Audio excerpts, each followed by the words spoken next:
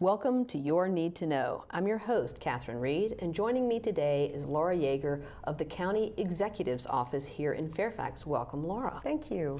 So you wear a lot of hats and have done many things in Fairfax County over the years, but the thing we're going to focus on today is the Diversion First program, which a lot of people may have heard about that who haven't heard about it before because it's been in the budget hearings. There's been a lot of news articles about the effectiveness of Diversion First. So explain a little to us about how this came into being, why it seems to be an effective way of dealing with mentally ill people who are in crisis in our county, and where we are going from here as far as trying to expand the program. Sure.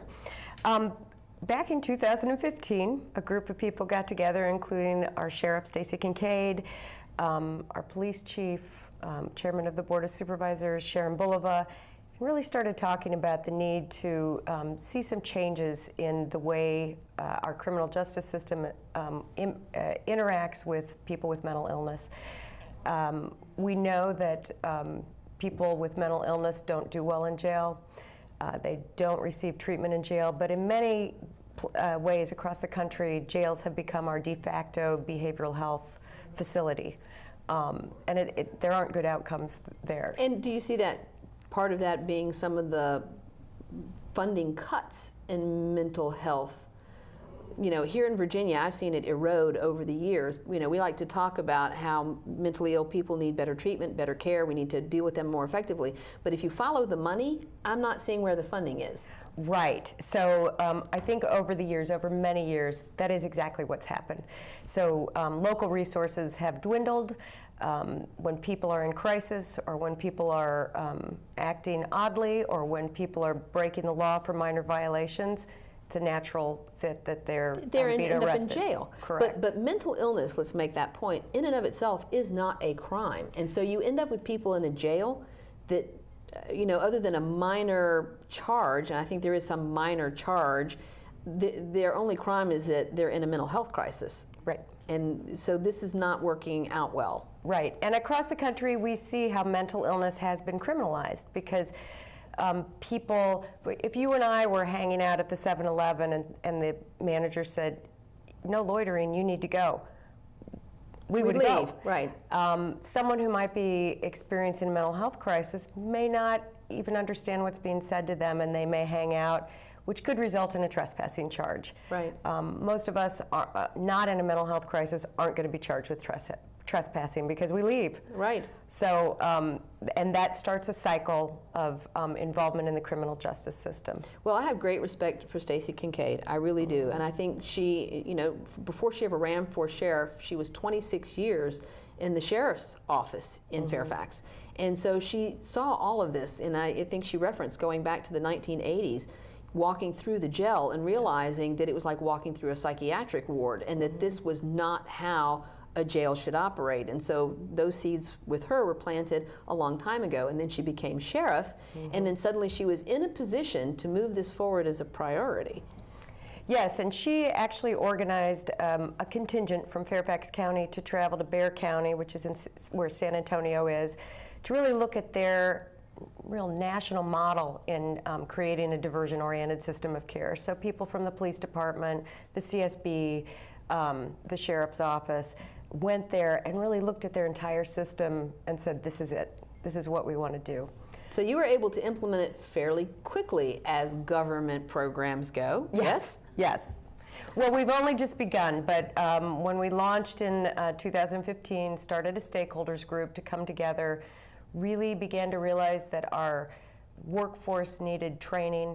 We needed to be following national models of training related to crisis intervention teams. So we really made a lot of practice shifts and a lot of process shifts as we went forward. So in 2015, a group of people came together. We began to plan, and we said by January we were going to open a Merrifield Crisis Response Center. We had this beautiful new building, It was equipped to have a drop-off center where police can bring people in crisis, but we didn't have the resources at the time. So we began to plan and use existing resources to launch this.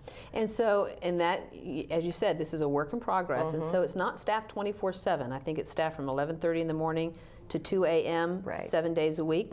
But you do have people on call, so you do have clinicians, you do have. Yeah, we actually have clinicians on site 24/7. Okay.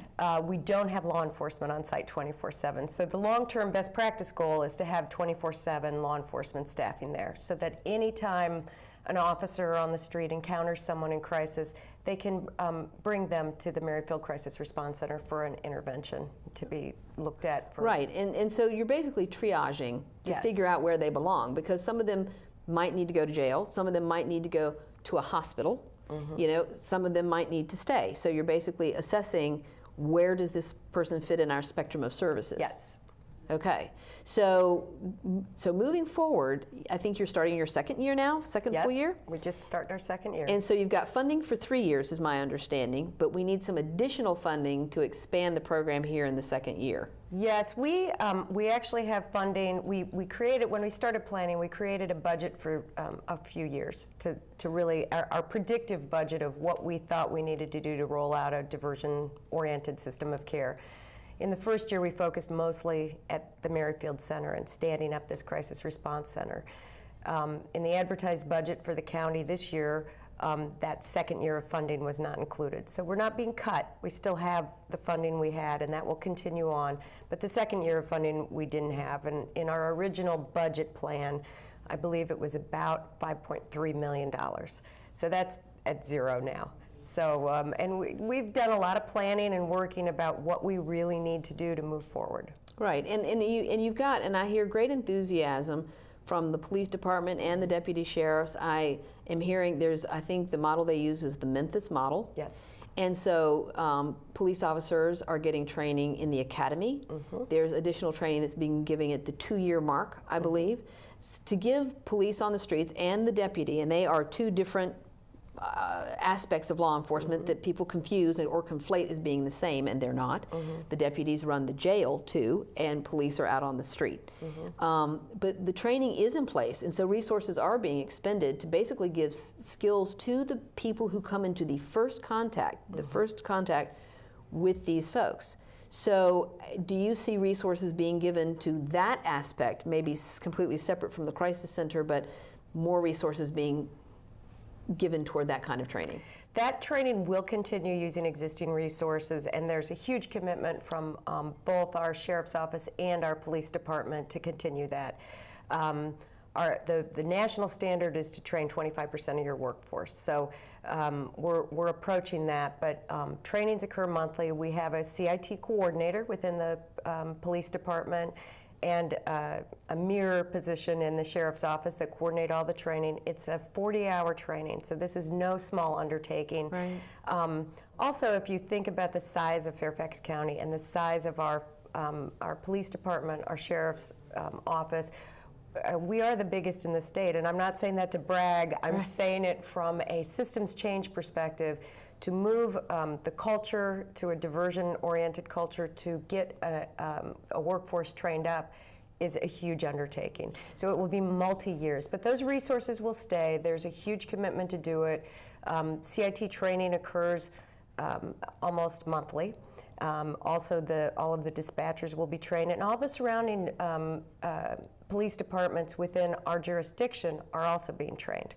So that if you live in Vienna, you will have CIT trained officers. Well, I live in Fairfax City, and I'm hoping we do too. Absolutely, okay. You do. So CIT, just for our viewers, is crisis intervention training. Yes. So this is where you take a crisis. Let's throw one out. Let's throw out, like, there's a man sitting on a United Airlines flight who refuses to give up his seat. Right. And so the police are brought into the airplane, and perhaps some good crisis intervention training could help to de-escalate that, so Absolutely. They're not dragging him off the plane in front of lots of cell phone cameras. Like, would that be a good example of that? That is an excellent and timely example. And in CIT training, officers learn to identify some of the warning signs, and they also learn how to engage with a person in a non-confrontational way, in a joining way. and in a really empathic way, to work with a person as opposed to resorting to more violence or other. We don't get good outcomes in that way. If we're really trying to engage people in mental health treatment, the better way is It is, and I think we have to be honest in the fact that police are very aware that everything they do in public now potentially could go viral simply because every citizen standing around has the ability to record it. Body cams aside and dash cams aside, whether any of those or none of those are working, anybody within range can basically record what's happening. And that has to impact how officers approach their jobs now, right? So crisis intervention training is helpful in that you want to do the lowest amount of force, the lowest amount of force necessary to have a good outcome. Yes, and to know de-escalation techniques, and to really understand mental illness or developmental disabilities, because there's also a huge focus in that training on people with autism, people with intellectual disability, whatever developmental disability may be.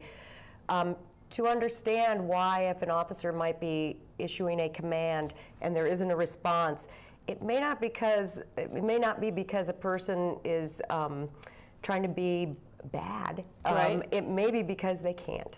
Right, and there have been cases. There was a very high-profile case, a young man with autism who ended up in a Florida jail.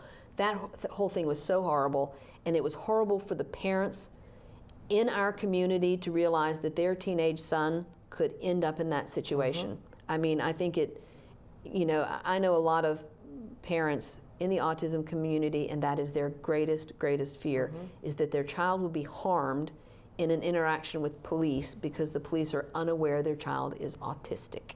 Yes, and this training, the CIT training, is inclusive of that, and it's folks who have lived experience, family members are involved in this training. So it's pretty wonderful.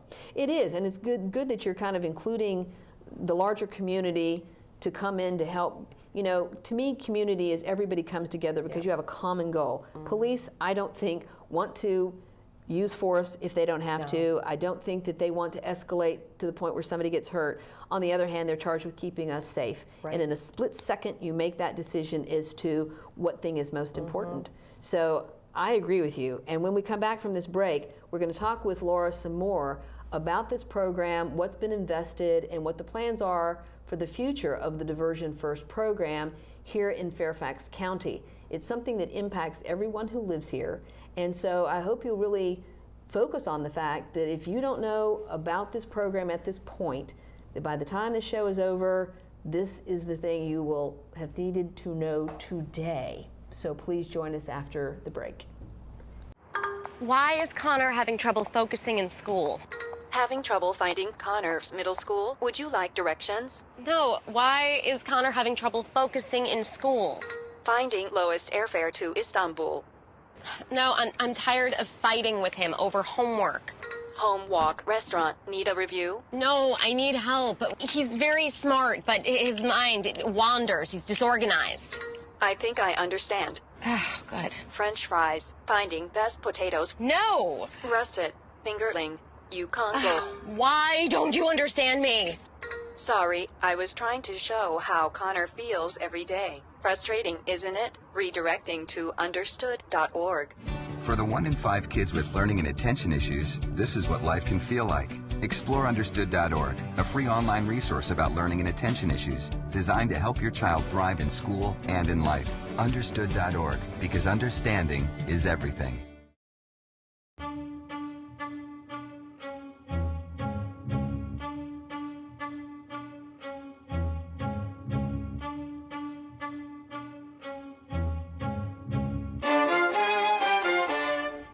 Welcome back to Your Need to Know. I'm your host, Catherine Reed, and joining me is Laura Yager of the County Executive's Office. And we are talking today about the Diversion First program here in the county, which is designed to better interact with the mentally ill who are here in our community. And it's kind of a partnership between the CSB and law enforcement and all of the people who come into contact with people who are mentally ill in our community. So we were talking a bit about how common mental illness is, but let's acknowledge that it's also an enormous stigma. Totally, yes. And so people don't talk about mental illness in their family. And I will just tell you, there's mental illness in my family. I've, logged my share of visitations at mental health facilities in my lifetime. And it used to be that institutions were the place where people went. Like if you had somebody in your family, as I did, who spent time in a mental institution, that was considered the best place for them, the safest place for them, but that's not what happens now. So we are trying to move mentally ill people into the community, but we don't necessarily have the resources or safe places or sustained supported housing for them. And so this is how they end up coming into contact with law enforcement. So moving forward, how do we get people to talk about or acknowledge the fact that mental illness is a part of many people's families? This is not something extraordinary, and it's not a character flaw, No. and it's nothing that anybody's family did wrong. Absolutely. Mental illness crosses all socioeconomic levels. It crosses race, it crosses culture, ethnicity. How we respond to it is very different. But to give you an idea, in the United States, about 1 in 5 people experience a mental illness in any given year. About 1 in 25 have a serious mental illness, and those are illnesses that are very disabling. They affect people's ability to work or have healthy relationships or live successfully in a community. Those are folks we really want to focus supports around. 1 in 10 usually have a substance abuse issue, and we see a common crosswalk of people with mental illness and substance use disorders. So if you count how many people you have in your family, most of us can trace 20, if we go on Ancestry.com even, Right. most of us can trace at least 20 people that we're related to or know. So most of us have experience with mental illness, whether we know it or not. Still, the stigma exists. There has been a lot of shame and embarrassment across our cultures about talking about mental illness. I think the world has shifted, the research has shifted to recognize that an illness is an illness, whether it's a physical illness or a mental illness. Right. And that we have to approach things from a health perspective. Right, so if your arm was broken and it was in a cast, people would get like, oh, your arm. Well, it's a brain illness. Right. And we treat it differently, as if a brain illness of any kind is something that we can't talk about. And it's harmful and it's dangerous too, because people are not seeking the help they need. One of the saddest things that I read today was that the town manager in Christiansburg shot himself in the head yesterday and died this morning.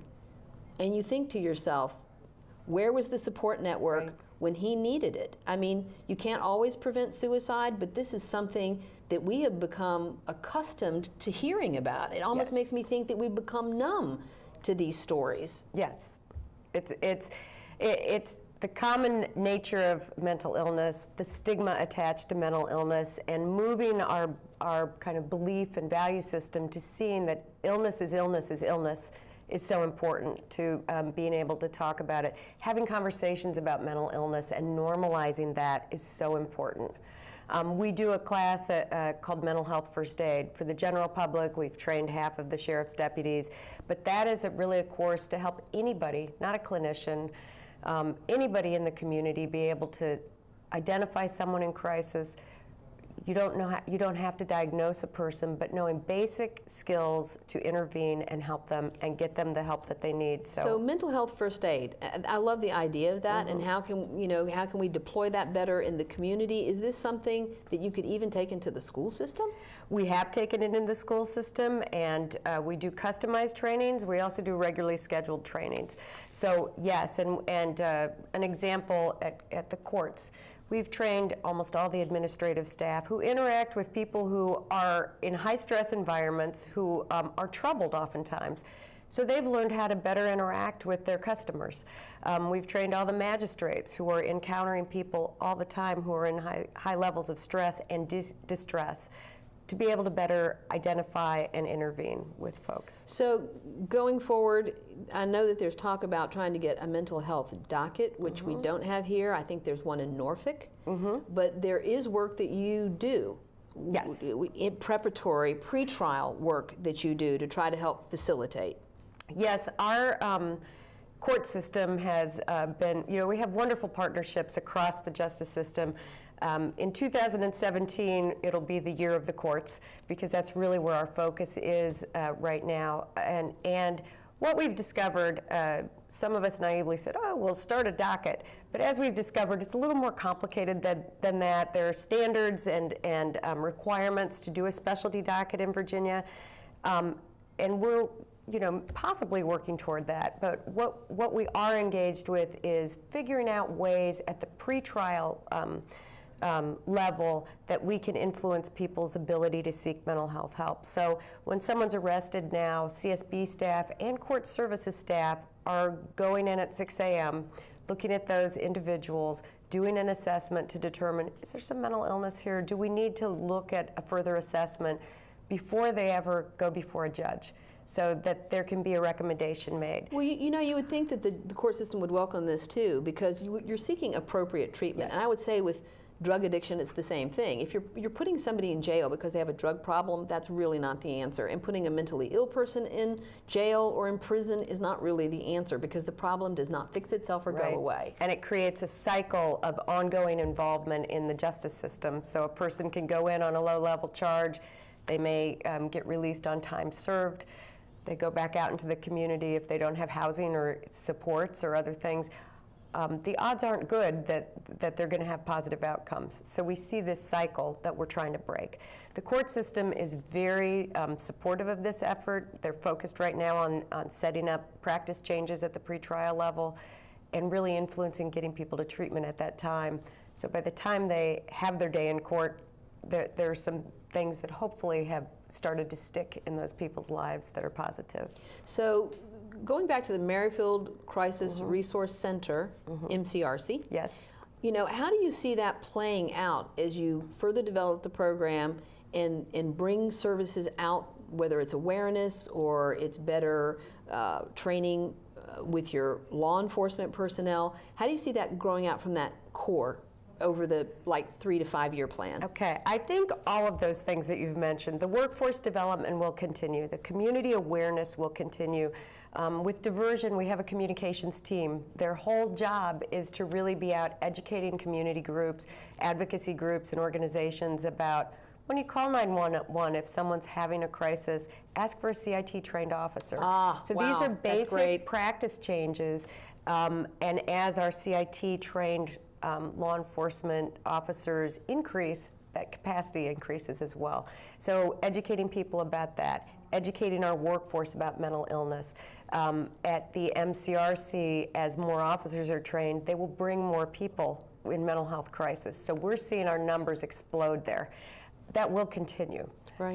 And that's a good thing, to be moving people. At any point we encounter people with mental illness or in a mental health crisis, we want the opportunity to exist to move them to treatment, whether it's because they've become justice involved or before they're justice involved, ideally. Because if we can break any cycle before it starts, it's even better. That's true, but asking for a CIT trained officer, that would never have occurred to me. So in communities of interest, and now we'll look at the autism community specifically. I have a mom who said to me, one of the dirty secrets that nobody talks about is the adolescent young men, once they have body and power and strength, and how violent they can be. And the fact that families are left to deal with this. And again, this comes back to a certain amount of stigma, a certain amount of not wanting to call law enforcement on your own child, even when there is a dangerous situation there. So reaching into that specific community of interest, is that a place where you will endeavor to do more work to figure out how law enforcement can support these families and figure out the appropriate response to a violent child who is endangering other people? Yes, 100%. You're right on target. And I think as with CIT training, what officers are really trying to do is identify what the problem is, and intervene in the appropriate way. So with someone who's having a violent outburst or out of control with a family, it could be that the officer chooses to take the person to the Merrifield Crisis Response Center, and that's a good choice. It is, because they'll be further assessed there. Yes. You've got people, I know you mentioned that telepsychiatry is something that you're using as a way to supplement the services that you can provide.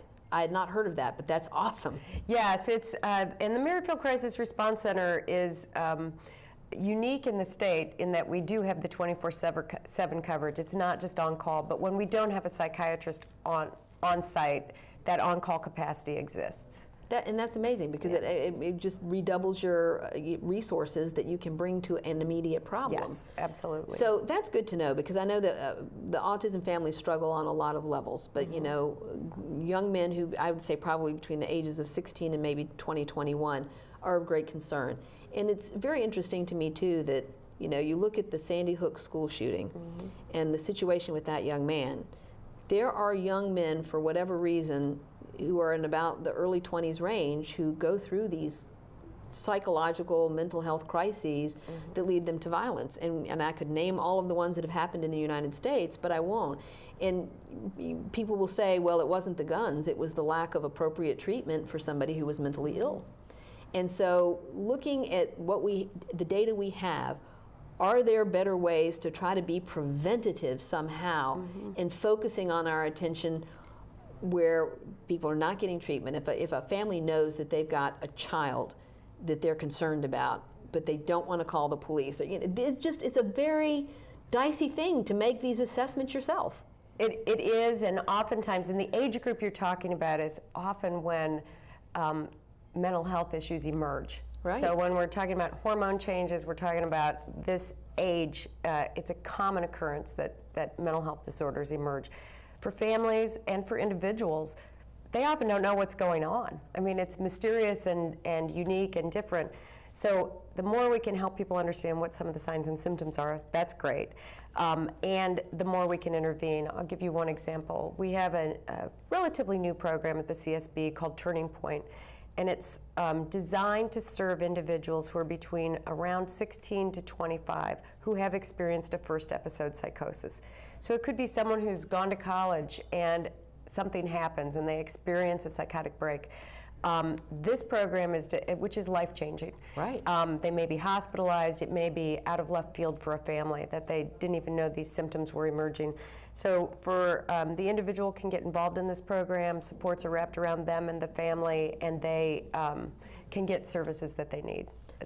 That is wonderful, and I want to thank you very much for being on the show, Laura. That wraps it up for Your Need to Know. Thank you so much for joining us.